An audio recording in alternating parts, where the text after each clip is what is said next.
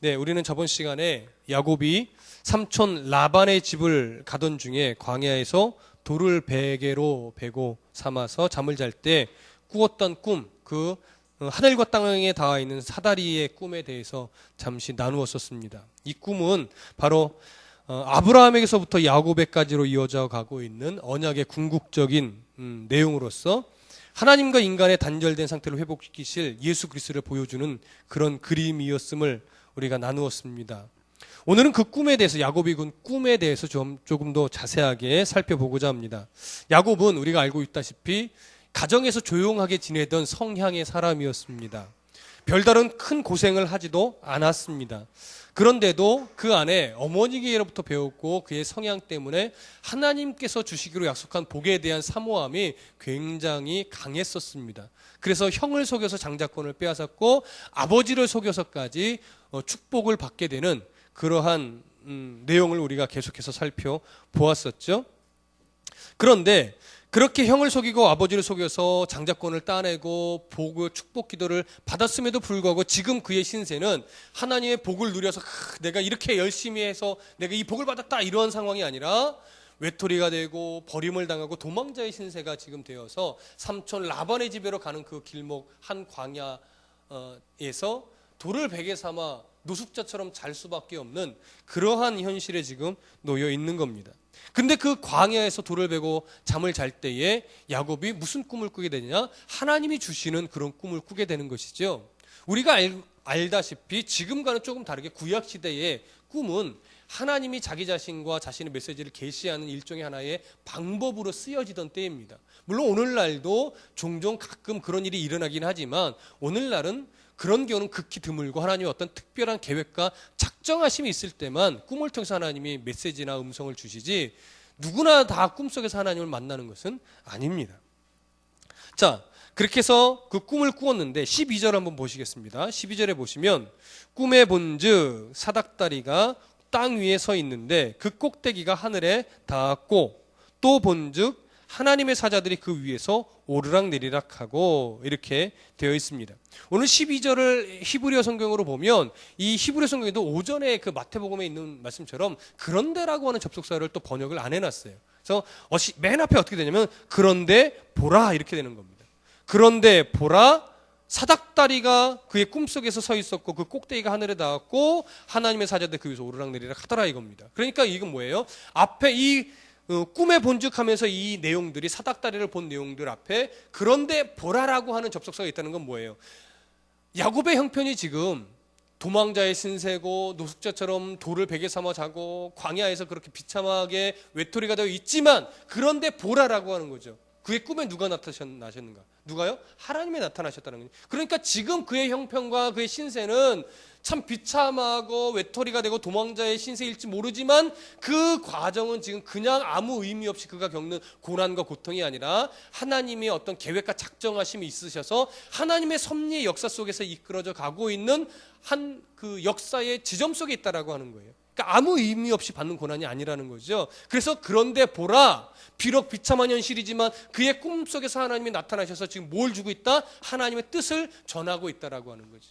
그러니까 비참해할 필요가 없는 거예요. 낙심할 필요가 없는 거예요. 하나님의 작정과 계획하심을 지금 하나님이 이제 구체적으로 그에게 보이시고 있는 것이죠. 왜 야곱에게 이 과정이 필요하겠습니까? 그가 장자권을 따냈고 축복을 받았으면 이제 하나님의 작정하심 쭉 이어가면 좋을 텐데 하나님은 그러한 방법을 선택하지 않고 그를 도망자의 신세로 몰아버리셨어요. 왜 이 과정이 필요합니까? 지금까지 야곱에게 있어서 하나님은 어떠한 하나님이셨냐면 아직까지는 부모님을 통해서 전해 듣는 하나님이셨어요. 그에게 있어서 하나님은 아직 체험하여 깊이 있게 자신의 삶과 인생 속에서 역사하시는 하나님을 아직 경험하지 못했단 말이에요. 그렇기 때문에 야곱에게서 있어서 야곱은 하나님의 선택을 받은 언약의 후손이기 때문에 야곱에게는 뭐가 필요하느냐? 하나님의 간섭하심의 이유와 하나님이 왜 너를 선택했으며 하나님 너의 인생을 어떻게 끌고 가시는지에 대한 경험이 지금은 필요할 시기인 거예요. 근데 참 안타까운 게 인간에게 있어서 그 경험을 하는 것만큼 가장 좋은 방법이 뭐냐면 고난 속으로 밀어넣는 것만큼 이 사람이 하나님을 경험하는데 좋은 곳이 없더라는 거예요. 그래서 어쩔 수 없이 인간에게 있어서 하나님을 경험하게 만드는 가장 좋은 대부분의 방법이 뭐였냐? 고난의 풀무 속으로 집어 던지는 거였어요. 왜 꼭 그렇게 하셔야 돼요? 우리가 항변할 수 있겠죠. 그러나 성경을 통해서 보여지는 역사가 그렇게 하지 않으면 사람이 하나님을 바르게 보지 못하더라는 것에 대한 증언이에요. 그래서 오늘날도 사람이 편하고 많이 풍요롭게 주고 하면 하나님을 잘 믿을 것 같지만 오늘날의 역사도 이렇게 사람의 역사를 가만히 지켜보면 풍요로움 가운데서 하나님을 잘 믿는 사람보다는 어려움 속에서 하나님을 잘 만나고 환난 속에서 하나님을 견고하게 만나는 사람이 더 많더라라고 하는 것을 우리는 보게 됩니다. 그럼에도 불구하고 하나님 나만큼은 그런 고난 안 주셔도 잘 믿을게요 라고 말하고 싶지만 우리들도 사실 비슷합니다. 어떻게 보면 똑같습니다. 아니 어떻게 보면 더합니다. 그래서 우리들의 삶 속에 환난이나 어려움이나 곤고가 닥치는 겁니다. 그래서 늘 누구를 봐야 되느냐? 야곱의 꿈에 나타나셨던 그 하나님은 야곱을 만져가시는 그 하나님 오늘 우리들도 만지고 계시다라고 하는 사실 여러분 꼭 경험하셔야 됩니다. 13절과 14절을 한번 다 같이 읽어봅니다. 28장 13절 14절 시작. 또 본즉 여호와께서 그 위에 서서 이르시되 나는 여호와니 너의 조부 아브라함의 하나님이요 이삭의 하나님이라 네가 누워있는 땅을 내가 너와 네 자손에게 주리니 네 자손이 땅의 티끌같이 되어 네가 서쪽과 동쪽과 북쪽과 남쪽으로 퍼져나갈지며 땅의 모든 족속이 너와 네 자손으로 말미암아 복을 받으리라. 자, 여호와 하나님이 야곱의 꿈속에서 나타나셔서 뭐라고 먼저 말씀하시냐면 나는 여호와니라 이 얘기를 합니다. 나는 여호와니라라고 말했던 것은 무슨 의미냐면 내가 이제부터 너에게 어떤 하나님인지 내가 너에게 보여주고 경험케 해주겠다라고 하는 말씀이에요. 그러니까 이제부터 내가 너에게 하는 말을 어떻게 해요? 잘 들으라라고 하는 의미죠. 야곱은 여호와 하나님의 약속을 늘 소망했었습니다. 그래서 앞에서도 얘기했지만 너무나 소망했기 때문에 형을 속였고 아버지를 속이는 행위가 나올 수밖에 없었죠. 그러나 그 약속을 주권적으로 이끌어 가시는 하나님은 아직 경험하지 못했던 거예요. 자기가 어떻게 해서라도 자기의 노력과 자기의 행위로라도 하나님이 약속한 그 복을 끌어당기고 싶었던 거예요. 그러나 이제부터 하나님은 네가 끌어당겨서 내가 복을 주는 것이 아니라 내가 너를 만지고 내가 너를 다듬어서 가장 적당한 때에 너에게 이 약속을 성취하시는 그 하나님을 내가 보여줄 것이다 라고 하는 것을 지금 야곱에게 말하고 있는 겁니다. 그래서 이제 하나님은 야곱의 인생 속에 구체적으로 간섭하셔서 하나님이 누구시고 야곱에게 어떤 계획을 갖고 계시고 야곱에게 작정한 그 모든 하나님의 계획을 어떻게 이루어 가시는지 야곱은 비로소 경험하게 될 것이고 하나님은 이제 구체적인 간섭을 시작하시는 장면이 바로 오늘 본문의 내용인 것입니다. 하나님은 그렇게 야곱에게 자신의 의지, 내가 하나님이다 라고 보여주시면서 세 가지 약속을 해주시는데 그 첫 번째가 무엇이냐면 네가 누워있는 땅을 내가 너와 네 자손에게 주리라 하는 것이 첫 번째 약속이고 두 번째는 네 자손이 땅의 티끌같이 되어서 네가 서쪽과 동쪽과 북쪽과 남쪽으로 퍼져나갈 것이다. 자손 번성의 이야기죠. 이 두 번째 약속을 주십니다. 세 번째는 땅의 모든 족속이 너와 네 자손으로 말미암아 어떻게 해요? 복을 받으리라 하는 이 세 가지 내용을 지금 언약으로 다시 주고 있는 겁니다. 그런데 잘 살펴보면 이 내용들은 다 이미 아브라함에게 해주셨던 약속이고 또 아버지 이삭에게 해주셨던 약속입니다. 그 약속을 똑같이 지금 누구에게도 말하고 있느냐면 야곱에게도 해주시고 있는 겁니다.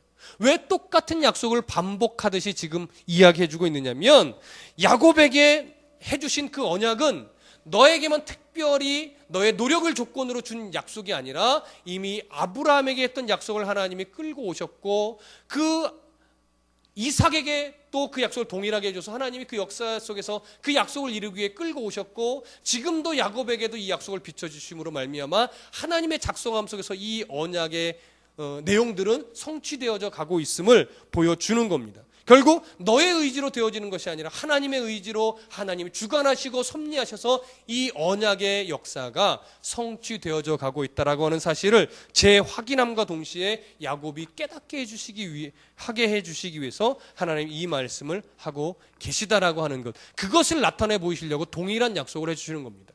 야곱이 이 약속의 말씀을 들을 때도 이 약속은 우리 할아버지 아브라함에게 하셨던 약속인데 이 약속은 또 우리 아버지에게도 해주셨던 약속인데 똑같은 약속을 내게 해주시네. 이렇게 반응하게 되어 있는 것이죠. 자, 이제 15절을 한 번 더 읽습니다. 15절 다 같이 시작. 내가 너와 함께 있어 네가 어디로 가든지 너를 지키며 너를 이끌어 이 땅으로 오게 할지라 내가 네게 허락한 것을 다 이루기까지 너를 떠나지 아니하리라 하신지라. 지금 하나님께서는 13절과 14절에서 약속해 주신 그 세 가지 복이 어떻게 성취되고 이루어질지에 대한 어떤 보증이 될 만한 이야기를 해주시는데, 그 보증이 되는 내용이 뭐냐면 내가 너와 어떻게 하겠다고요? 함께 해주겠다라고 하는, 이것이 바로 보증입니다. 그래서 내가 너와 함께 있어 네가 어디로 가든지 너를 지키며 너를 이끌어 이 땅으로 돌아오게 할지라 내가 네게 허락한 것을 다 어떻게 해요? 이루기까지 내가 너를 떠나지 아니하리라. 이게 바로 하나님이 모든 언약을 성취해 가시는 것에 대한 보증이며 확증인 것입니다. 하나님이 함께 있어. 근데 이 함께 있다라고 하는 히브리 말의 원래 더 깊은 의미는요, 아맘이라고 하는 말인데 결합하다라고 하는 의미예요. 그러니까 떨어뜨릴래야 떨어질 수 없는 그런 관계를 강조할 때 쓰는 단어가 바로 이 아맘이라고 하는 히브리 단어입니다. 이 아맘이라고 하는 히브리 단어에서 우리가 잘 알고 있는 무슨 단어가 나왔냐면 임마누엘이라고 하는 단어가 나온 겁니다. 하나님이 우리와 함께 하시다. 그러니까 아맘, 임마누엘, 이것은 뭐예요? 하나님과 하나님 우리와 함께 하시는데, 이 하나님이 나와 함께 하시고 나와 동행해 주심은 이 세상의 어떤 것으로도 끊어낼 수 없는 동행이라는 거예요. 사단이 아무리 계략을 피고 묘사를 꾸며서 그 관계를 끊어뜨리려도 하나님이 붙여주신 이 관계는 그 어느 것도 어느 누구도 끊어낼 수 없는 그런 관계라고 하는 것이죠. 그러니까 이 동행의 복이 이 야곱에게 있어서는 가장 큰 복인 겁니다. 하나님은 이 야곱과 언제나 함께 하셔서 야곱을 언약의 후손으로 지켜내시고야 말 것이고, 언젠가 약속의 땅으로 다시 돌아오게 만들고야 말 것이며, 야곱에게 약속한, 아브라함에게 약속했고 이삭에게 약속했고 또 야곱에게도 약속해 주신 이 약속을 분명히 성취하고야 마시는 자신의 의지를 야곱에게 또 나타내 보여주신 겁니다. 그리고 이거만큼 확실한 것이 어디 있겠습니까? 하나님은 언젠가 야곱이 바로 하나님이 동행해 주신다고 하는 이 사실이 가장 큰 복이라고 하는 것을 깨닫게 되기를 원하셨을 겁니다. 야곱의 인생 중에 가장 큰 특징이라고 하면 바로 동행이라고 하는 겁니다. 하나님이 야곱과 동행해 주심. 오늘날 우리는 이 야곱에게 함께 해주신 동행의 복과 우리는 아무 상관이 없는 것처럼 혹여나 우리가 여기실지 모르겠지만, 야곱과 함께 하셨던 하나님의 복은 오늘 우리들과도 동일하게 적용이 되어 이루어지고 있다라고 하는 이 사실을 여러분 꼭 놓치지 않으셨으면 좋겠습니다. 임마누엘의 이 복은 오늘 우리의 삶도 간섭하고 계시는 하나님의 복으로 증명되어지고 있는 것입니다. 이 사실을 꼭 잊지 마시기 바랍니다. 16절 다 같이 읽어봅니다. 시작. 야곱이 잠이 깨어 이르되 여호와께서 과연 여기 계시거늘 내가 알지 못하였도다. 야곱에게 있어서 하나님은 아버지에게서부터 듣는 그런 하나님이셨고, 야곱의 장막 안에서만 어느 정도 느낄 수 있는 하나님이셨어요.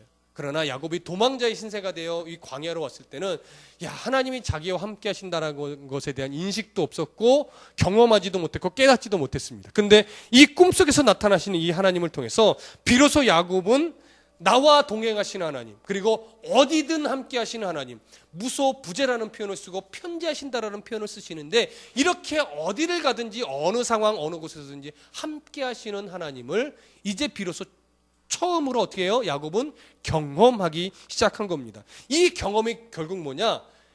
동행해 주시는 하나님을 깨닫는 것이고, 만들어 가시는 하나님을 깨닫는 것이고, 약속을 성취하시는 하나님을 깨닫게 되는 바로 첫 사건인 것입니다. 이 야곱의 이 경험이 너무나 중요했고, 야곱에 있어서 이때의 감격이 매우 놀라운 순간이었을 것입니다. 그래서 야곱은 하나님을 만난 광야의 그 자리를 기념하기 위해서 베개에 삼았던 돌을 비석으로 세워 기름을 붓고 그곳 이름을 하나님의 집이다, 하늘의 문이다 라고 하면서 베델이라고 이름을 칭해서 붙였던 것입니다. 야곱은 이 장소에서 만난 하나님의 임재를 기념하면서 이런 종교적 행위를 했던 것이죠. 야곱의 이런 행위 속에는 어떠한 마음의 자세가 담겨 있다고 말할 수 있냐면, 내가 이제 하나님의 함께하심 그 말씀을 잊지 않겠습니다. 그리고 하나님의 언약을 내가 붙들고 살겠다라고 하는 고백이 그 행위 속에 담겨 있는 것입니다. 우리에게도 이러한 믿음의 고백이 일어날 수 있었으면 좋겠습니다. 20절부터 22절을 함께 읽어보겠습니다. 20절부터 22절 시작. 야곱이 서원하여 이르되 하나님이 나와 함께 계셔서 내가 가는 이 길에서 나를 지키시고 먹을 떡과 입을 옷을 주시어 내가 평안히 아버지 집으로 돌아가게 하시오면 여호와께서 나의 하나님이 되실 것이요 내가 기둥으로 세운 이 돌이 하나님의 집이 될 것이요 하나님께서 내게 주신 모든 것에서 10분의 1을 내가 반드시 하나님께 드리겠나이다 하더라. 자, 오늘 본문에서 참 중요한 부분이 이제 나오는데, 야곱이 하나님의 언약을 듣고 꿈속에서 만난 이후에 무소부지하시는 하나님, 나와 동행하시는 하나님을 경험하고 기름을 붓는 종교적인 아름다운 행위까지 하면서 그 행위 속에 아름다운 믿음의 고백을 담았습니다. 그러고 나서 이제 야곱이 서원을 하는데, 이 서원의 내용을 조금 보면 어떤 느낌이냐면, 야곱이 서원하여 이르되 하나님이 나와 함께 계셔서 내가 가는 이 길에서 나를 지켜주시고 먹을 떡과 입을 옷을 주시고 내가 평안히 아버지 집으로 돌아가게 어떻게 해요? 하시오면이라고 하는 조건이 붙습니다. 이렇게 해주신다면 어떻게 그 다음에 얘기를 해요? 서원을 하는데 여호와 하나님께서 나의 하나님이 되십니다. 그러면 이렇게 안 해주시면 여호와 하나님이 안 되시는 거예요?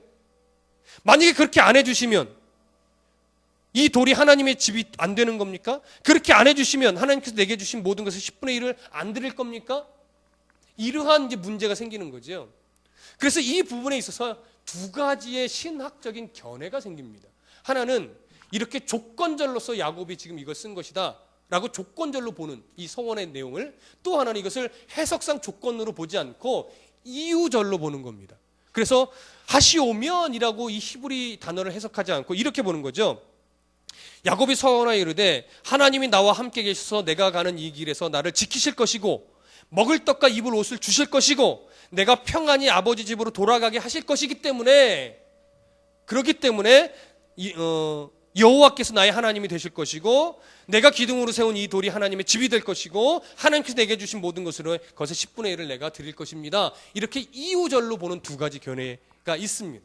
자, 여러분들이 보실 때는 어느 견해, 조건절로 보는 견해가 옳을 것 같습니까? 이유로 보는 견해가 옳을 것 같습니까? 만약에 조건절로 보면 어떻게 되냐면, 야곱은 아직 초보적인 신앙 수준이에요. 이유로 보면 야곱은 대단히 멋진 신앙 고백을 하고 있는 겁니다. 자, 여러분은 어떤 부분으로 보고 싶으십니까? 어떤 분은 조건절로 보아야 될 것도 같고 어떤 분은 이유로 봐야 될 것도 같습니다. 이유절로 우리가 보게 되면 우리는 굉장히 은혜가 됩니다. 은혜가 됩니다. 야곱이 광야 도망자의 신세였지만 광야에서 하나님을 만나 이렇게 멋진 신앙 고백을 하다니 나도 이러한 신앙을 본받아야지, 이렇게 흘러가게 돼서 아주 은혜롭지만, 그러나 그런 것을 잠깐 내려놓고 객관적으로 야곱의 신앙의 흐름을 한번 보세요. 야곱은 평생 하나님을 만났고 그의 신앙의 위대한 고백은 어느 때 하게 되냐면, 애굽에 그가 늙어서 요셉을 잃어버린 바 되었다가 요셉이 국무총리가 된 후에 만나서 바로왕 앞에서, 그리고 죽기 전에 자식들에게 축복하면서 특별히 요셉에게 축복할 때 내가 비는 축복이 내 부여자의 축복보다 귀하다라고 하는 그때의 고백이 굉장히 깊은 고백이었지, 그동안은 계속 하나님이 야곱을 뭐예요? 만지시는 과정이었어요. 그렇기 때문에 지금 이때 야곱의 신앙이 깊었다라고 보기 어렵습니다. 그런 의도에서 볼 때 저는 이유절로 보는 견해를 저는 취하지 않고 이것을 조건절로 보는 견해를 취합니다. 야곱은 아직 초보적인 신앙 수준입니다. 이제 만져주시는 하나님을 이제 처음 경험하고 있어요. 이제 하나님이 어떤 분이신가를 이제 경험하고 있단 말이에요. 그렇기 때문에 야곱에게 있어서 신앙은요, 아직 어떠한 개념의 신앙이 더 많냐면 이방인들이 자기들의 신에게 빌고 간구하고 나아가는 행위를 눈으로 더 많이 보고 그것이 더 좋아 보일 때예요, 아직은. 그래서 야곱이 지금 이것을 조건절로 보는 이유는 뭐냐면 이방인들이 자기 신에게 무엇인가를 간구할 때는 그들의 신의 관념은 뭐예요? 사람의 기도에 별로 관심이 없는 신관이란 말이에요. 그래서 그들에게서 내가 원하는 것을 끌어내기 위해서는 끊임없는 외침, 중언부언이라고 하죠. 계속 반복해서 내가 녹다운 달 때까지 간구해야 돼요. 간구하는 것으로 모자라서 뭐예요? 자해를 하죠. 재물도 바치죠. 희생해야 돼요. 그러한 어떤 카타르시즘을 느낄 수 있을 만큼의 어떤 또 환각 증세로 가게끔 자기 몸을 고통스럽게 만들었을 때야 비로소 아이고 알았다 내가 들어줄게 하는 이방의 신과는 그렇단 말이에요. 지금 야곱도 갖고 있는 것은 뭐냐면 하나님이 이렇게 꿈속에서 내게 이런 약속을 아버지에게 할아버지에게 주셨던 약속을 내게 다시 증명해 보셨지만 그 약속을 내가 끝끝내 받아야 되겠는데 받으려면 내가 어떻게 해야 될까라고 하는 내가 뭔가를 해야만 하나님이 그 약속을 들어주실 것 같은 뭐가 있어요? 강박관념이 있단 말이에요.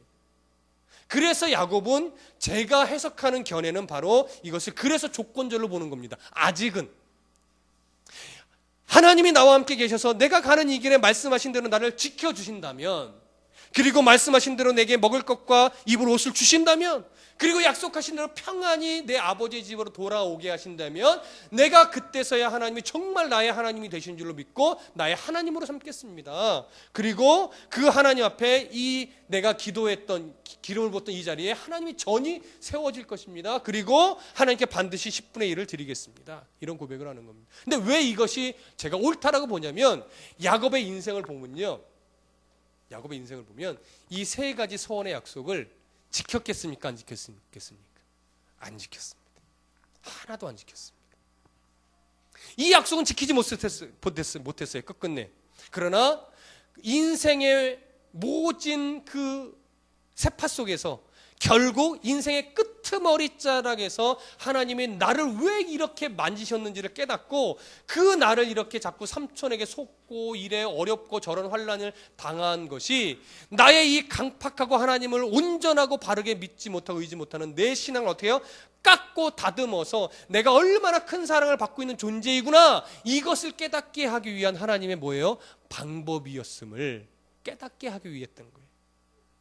야곱은 노년에 이 큰 사랑을 깨달았어요. 그래서 요셉을 축복하면서 야곱이 내가 비는 축복이 내 부여조의 축복보다 더 크다라고 말할 수 있었던 거예요. 내가 경험한 하나님의 사랑이 할아버지 아브라함이 경험했던 그 사랑의 깊이보다, 아버지 이삭이 경험했던 하나님의 그 사랑의 넓이보다 내가 경험한 하나님의 사랑의 깊이와 사랑의 넓이가 더 깊고 넓다라는 것을 그가 깨닫고 그 사랑의 경험 속에서 비는 복이라서 더 크다라고 말할 수 있었던 겁니다. 여러분, 이렇게 야곱은 아직은 강팍한 심령이었습니다. 그러나 하나님이 만져주시는 과정 속에서 그는 깊고 넓은 하나님의 사랑을 깨달을 수 있었습니다. 여러분, 오늘 이 본문을 통해서 야곱을 보셨습니까? 여러분 자신을 보셨습니까? 여러분 자신을 보셨다라고 하면 설교를 참 잘 들으신 겁니다.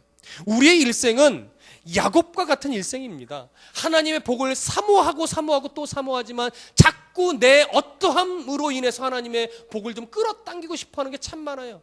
하나님의 복을 내가 열심히 기도해서 끌어당기고 싶은 거예요. 하나님의 복을 내가 희생하고 섬겨서 끌어당기고 싶은 거예요. 하나님의 복을 내가 열심히 예배하여 하나님께 기특하다는 칭찬을 받으면서 그러면 하나님이 내게 조금 더 형통의 길로 열어주시겠지라고 하는 야곱과 같은 신앙이 사실은 우리 마음속에 다분히도 있다고 하는 것이죠. 그러나 야곱의 인생을 통해서 하나님 우리에게 자꾸 말씀하시는 건 뭐예요? 너의 종교적 어떠함 때문에 내가 너에게 줄 복이 주거나 안 주거나 하지 않는다라고 하는 거예요. 내가 너희들에게 작정하고 약속하고 계획한 복은 네가 어떻듯이 내가 분명히 주고야 말 것이다라고 하는 것이죠. 그러나 줄 것이지만 그 복에 합당한 자로서 내가 너희들의 인생에 구체적으로 간섭하셔서 그 복에 합당한 자로 어떻게 해요? 다듬고 만들어 가겠다라고 하는 거예요. 그래서 우리가 하나님의 말씀을 깊이 있게 깨닫고 순종해 나가야 되는 거예요. 그러니 하나님의 말씀에 대한 깨달음이 없이 헌금하고 봉사하고 예배하고 기도하는 것은 뭔가 부족한 거예요. 하나님을 더 알고 하나님 원하시는 대로 순종해야죠. 그리고 그 사랑의 깊이와 넓이를 깨달아서 자연적인 반응으로 나오는 예배와 자연적인 반응으로 나오는 기도와 자연적인 반응으로 나오는 헌신과 섬김과 헌금들이 되어야 되는 거예요.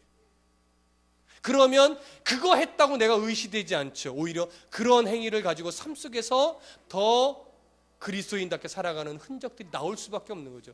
야곱이 배워야 될 게 바로 그거였던 거예요. 야곱에게 깨닫기를 원하셨던 하나님의 간섭이 바로 그거였던 겁니다. 그거 하나 알려주려고 그 야곱의 오랜 인생을 하나님이 계속해서 간섭해 주셨던 거죠. 조금만 더 일찍 깨달았다면, 그렇죠? 야곱은 또 다른 모습으로 쓰임 받을 수 있었을 것입니다. 조금 더 일찍 깨달았다면. 근데 야곱은 굉장히 늦게 깨달았어요. 요셉을 잃어버리고 나서, 그리고 또 몇십 년이 흘러서 요셉을 만난 이후에 그제서야 비로소 하나님의 계획과 작정하심이 이렇게 이어져 가는구나, 그 깊고 넓으신 사랑을 그때 깨달았단 말이에요. 그래서 바로에게 축복의 기도를 할 수 있었고, 야곱에게 이런 내 부여져의 축복보다 내 복이 더 크다라고 감히 말할 수 있는 그런 담대한 믿음의 신앙이 그에게 있을 수 있었던 것입니다. 우리도 나와 동행해 주시는 하나님을 바라보고 경험하고 느낄 수 있다면 우리는 야곱과 같은 이런 신앙을 어떻게 해요? 넘어설 수 있는 존재가 될 겁니다. 이왕이면 조금 더 젊었을 때 이런 하나님을 경험하시고 깨달으시기를 부탁합니다.